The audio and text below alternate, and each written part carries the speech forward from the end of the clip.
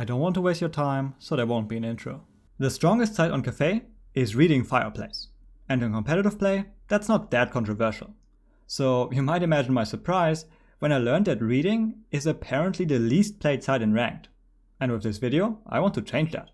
When trying to figure out the best side on a map, the first thing you look at is not actually where the sides are. The real first step is to figure out where the power positions are. And I use the term power position to refer to a spot where playing in it is both reasonably safe, but at the same time very powerful in terms of map control. Look at Clubhouse, for example.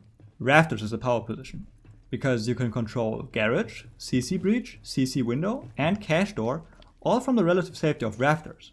And the reason why you're so safe up there is because in order to push you, attackers kind of have to cross this no man's land area where there's basically no cover. Naturally, that's not exactly a fun time. But this is a Kafe video, so let's apply the concept to Kafe. The obvious power positions here are this pixel spot in piano and basically the entire eastern half of Cocktail. Again, for the same reason why Rafters is strong, because of the no man's land zones. In order to push the piano spot, attackers have to cross this open area, where they have no cover, they are exposed to bar, to C4s from below, and of course to a pixel spot itself. And the same is true for Cocktail too, right? Attackers need to walk down Whitehall with zero cover, or they have to cross through bar, where they are again exposed to multiple angles and C4 from below. Okay, I think the idea that these two spots are very strong is pretty obvious by now. But doesn't that just mean that Cocktail is the best objective, because both spots are very close to it?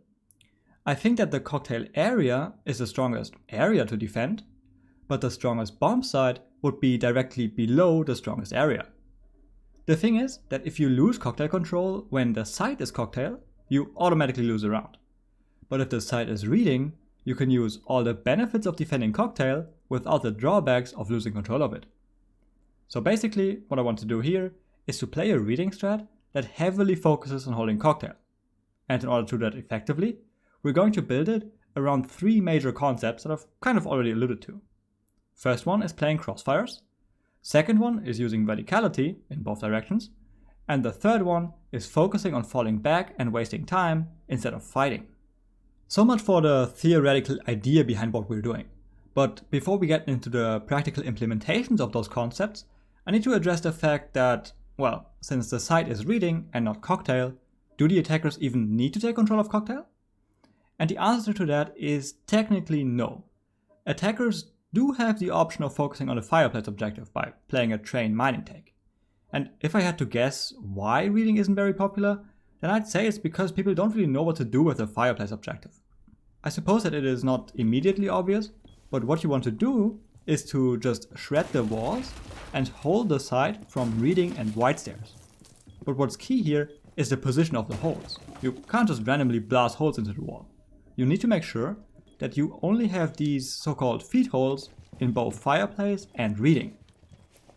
If you do that, the reading player will get a pretty nice one-way angle on attackers walking into fireplace. As you can see, not only do attackers have to crouch into the side, but they also have to worry about an angle from white stairs, and they can't even fight back against a reading player here. In my opinion, just two players on site can easily prevent any kind of fireplace attack. And for any other kind of horizontal attack, we can use the fact that we have players in Cocktail, who can easily get kills by defending the site from above. Okay, so I think that goes to show that we don't really need to invest a lot of utility to control fireplace, because as long as we have white stairs and reading control, there's really no way to lose. We are, however, going to reinforce two walls towards train to force the attackers to breach it if they want to do anything other than crouch walk into site. And of course, we are also reinforcing two walls towards pillar, so our reading player is safe, and one wall towards white stairs, so we can properly play that position. Last reinforcement on site will be in laundry, with the rotation hole on the other side, so we can properly use the concept of falling back when it gets too hot on the top floor. In terms of operators, we're going to be using mute in reading, and Pulse, who can be a bit flexible with his positioning. The reason behind that choice will become apparent when we talk about what exactly we're going to do in Cocktail. So let's talk about that right now. The main idea here is to use the crossfire concept in conjunction with power positions and no man's land areas. In practice, this means having castle play here in Cocktail, Jaeger in between Cocktail and Whitehall, and Smoke on White Stairs. And this allows us to play these crossfires. Jaeger and Castle against Bar, and Jaeger and Smoke against Whitehall.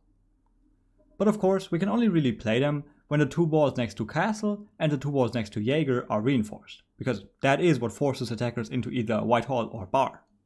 Now, you might ask yourself, okay, what exactly is going to stop Thermite or Hibana or Ace to open that wall? And the answer is a mute jammer. Of course, that's not exactly a reliable way of keeping that wall closed, but that is where the verticality concept comes into play again. Just this time, it's bottom up. As I mentioned before, the entire floor in Bar and Freezer is destructible.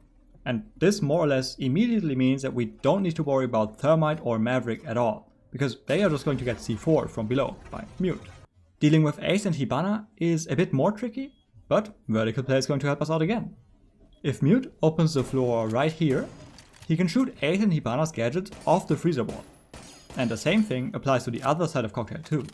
But that's not even all that verticality has to offer. Mute can also open holes below specific spots, for example below freezer to bar door, or below this corner right here. And then he can just stare at those holes with his shotgun. But that's still not everything, because that is where Pulse comes in. At the beginning of the round, you want to play in Train, looking for C4 kills in Piano. And when you've used your C4, you can join Mute in Reading and help him get a C4 kill too. By playing together like that, you should average at least 1 C4 kill per round. Once you've used your C4s, Mute goes back to holding a vertical shotgun angle, and Pulse uses his scanner to call if the attackers are pushing Whitehall, for example. And that basically covers the verticality concept of our defense. Main result is that getting kills with C4 is pretty easy here, and by playing below the reinforcements, you can make sure that the attackers can't dislodge the positions of our Cocktail players.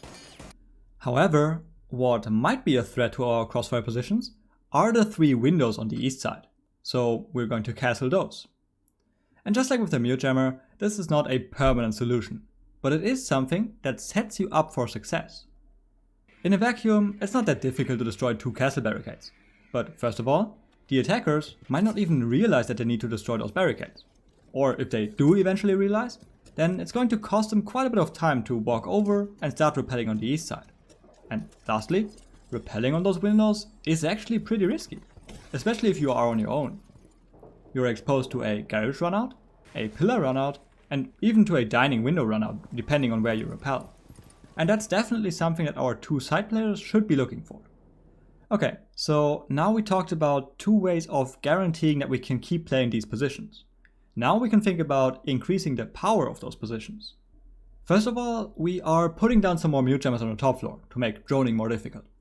Then we are going to use ADS to protect Castle, Smoke and Jaeger. And in order to provide those 3 with information, we're going to use Jaeger's bulletproof cam in Cocktail and Castle's proximity alarm in Whitehall. But what's really the crown jewel here is this shield right in front of the Cocktail window.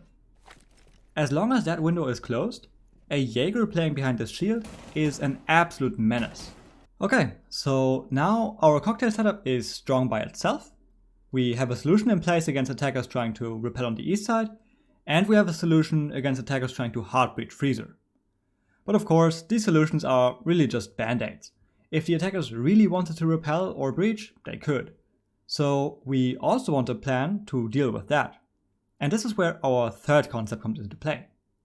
Tactically retreating after we've wasted enough time and utility. In case it wasn't obvious, you're not playing these positions with the intention of getting kills. You never peek like this, you certainly never peek like this, and the only time you ever peek like this is if you know that an attacker is currently walking up Whitehall, and then you do it together with Jaeger. You are supposed to sit still, shoot drones, run down the clock, and wait for the attackers to make something happen. But how do you know when you are supposed to fall back? Obviously that's kind of situational, but I do want to give you a few rules of thumb. If it's a 5v5 and the attackers can only push Whitehall or Bar, then you probably never fall back. It's really easy to get kills using the crossfires and C4s in that kind of situation, and you want to make use of that. You also never fall back if you happen to be in a 4v5 early on. Instead, you just call either mute or pulse over and fill the open position. On the other hand, if you get 2 kills or something like that, that's probably when you want to fall back, assuming that there's something like 1 minute 30 or less left on the clock. And of course, you also fall back if the attackers manage to breach freezer, or if you can't use runouts to prevent them from rappelling on the east windows. The most important thing when it comes to falling back is that everyone needs to commit to the decision. There is no point for Castle and Smoke to continue playing their spots if Jaeger already dropped down. In general, if you manage to fall back with a man advantage and around 1 minute and 15 left on the clock, you are in an insanely strong position. Because at this point, the attackers have no information on your new positions, they have not cleared out the side players, and they are certainly not in a position to plant. But for the sake of completion, what exactly are you supposed to do after falling back? The two must-have positions are definitely laundry and reading, because what you're worried about the most here is a potential reading plant in that corner, so you definitely want to have this crossfire. Other spots that are great to play in this situation are bottom white stairs, because at least one attacker is bound to walk down white stairs and you won't have the time to check bottom white stairs. And train, because that gives you control of 90 and therefore protects the backs of the reading and laundry players. And it allows you to make a play by walking up into pillar. And this play works even better, by the way, if you also have a player bottom brown stairs, because that's a spot that is most likely not going to be checked by the attackers at that stage of the game, and there is huge potential for getting free kills by walking up. Okay, that pretty much concludes the tactical retreat concept. So let's recap the strategy. Core idea was to use the benefits of a cocktail defense to defend the reading objective. We don't need to worry about train takes because of the one-way angle in reading. And on the top floor, we make our hold really strong by using 3 different concepts. First of all, we are playing strong crossfire positions supported by information. Then we have a lot of vertical play going on with mute and pulse below who can get kills and deny hard breach. And in the later stages of the game, we are in positions to fall back and make it basically impossible for the attackers to play a proper side execute with what little time and utility they have left. And there we go. This is why I think that reading is the best side on Kafe. And honestly, I don't think it's that difficult to play.